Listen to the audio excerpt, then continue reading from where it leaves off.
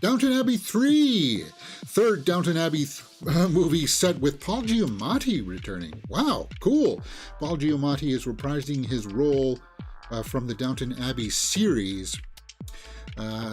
Cool. So he was like, he married Cora's sister, right? Is that the way? He was an American. So Hugh Bonneville, Elizabeth McGovern, Michelle Dockery are returning. So that's the core three there. And then I would imagine the other sisters will join. Sister, right? There's only one left. Her, right there in the middle. Guys, I liked the last Downton Abbey movie. And actually, I like the last two. In fact, I'll tell you this straight up. I never watched the series, but I was able to follow along with what was going on in the movies. And that's how well crafted those movies were. That you didn't need to watch what was happening in those movies. And I actually really enjoyed it. And so did a lot of people. The last movie, Downton Abbey, A New Era, 87% by critics, 97% by the audience. And what it did do is that it made me go back and watch the entire series. I binged it, man. And then I got a new appreciation for the movies. So I went back and watched the movies again. So that's how good the series is. It's incredibly well written. The first movie there had 84%, 94% by the audience. So people liked it, but it does call into question, is it like financially responsible to make another one? The first one made a lot of bank at the box office, 96 million. These movies don't cost a whole lot. I think the budget for them was around the $40 million marks. But A New Era, as you can see, the arc for it was much lower. Now there was a time gap there that between the first movie and the second movie, just like there would be for this next one, that as long as they keep the budget reasonable, there's still people that like these characters and would like to see them kind of like continue on. And I think that this one would have to be, the final one, right?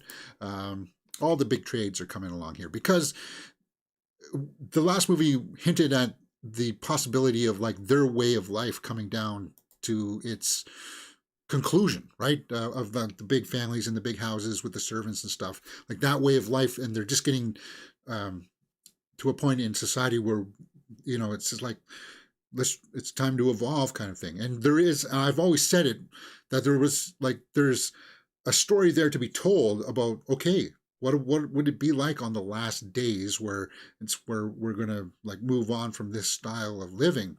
A little bittersweet for sure. Paul Giamatti, Jolie Richardson, Alessandro Nivola, and Simon Russell Beale and Artsy Frushan joined the cast. So there they are right there. The only one I recognize, well, Jolie Richardson. She was in Event Horizon. A lot of TV stuff too. And of course you remember Pollux Troy, right there in the middle. He was in Jurassic Park 3. Paul Giamatti coming back, though, is a big thumbs up. If you didn't watch The Holdovers from last year, he was fantastic in that. So no word yet on the script, but it's going to be from the writers from the original, right?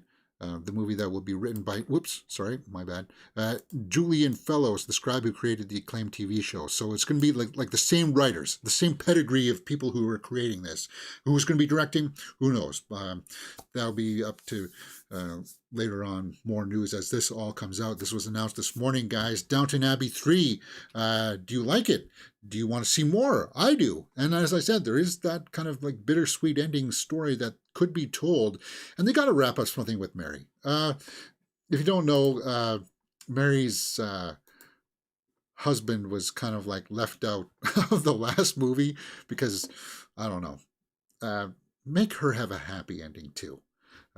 That's the way I would like to see it. We don't need any more tragedy in the family, I don't think, because Maggie Smith moved on in the last movie because she was just that old. The character was that old, right? I'd be looking forward to it. And I hope they, as long as they, as I said, it's under budget. Downton Abbey 3, probably next year, guys, it would come out if they're going to shoot it this fall. Maybe I'll keep my eye open for it, and if any news opens up for it, then for sure. You'll hear it right here on Mirror Domains. Okay, let's move on to some weekend movie news about the weekend's box office report. Hey, if you like this kind of stuff, guys, come join me on all the other social media handles. Sometimes you get the stories and behind the scenes look at what we're doing and stuff like that here on the channel, like me going to the movies and such. So, it's Monday. Let's talk about the weekend's box office report. Kingdom of the Planet of the Apes wins the #1 spot.